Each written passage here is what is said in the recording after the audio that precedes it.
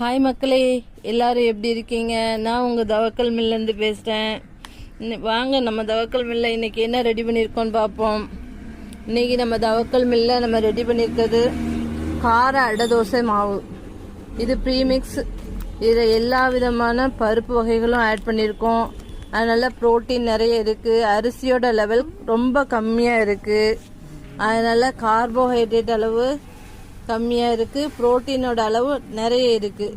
மெயினாக சில்ட்ரன்ஸ்லேருந்து பெரியவங்க வர ப்ரோட்டீன் ரிச் ஃபுட்டு கொடுத்தா உடம்புக்கு ரொம்ப ரொம்ப நல்லது. கார அடை தோசை மாவு வேணும்னா அந்த ஸ்க்ரீனில் தெரியுற நம்பரை கான்டாக்ட் பண்ணி வாங்கிக்கோங்க. இது கரம் மசாலா, நம்ம கறி மசாலான்னு பாதி பேர் சொல்லுவோம், கரம் மசாலான்னு பாதி பேர் சொல்லுவாங்க. இது மட்டன், சிக்கன், பீஃப் குழம்பு, குருமா, கைமா வைக்கிறதுக்கு நல்லா இருக்கும்.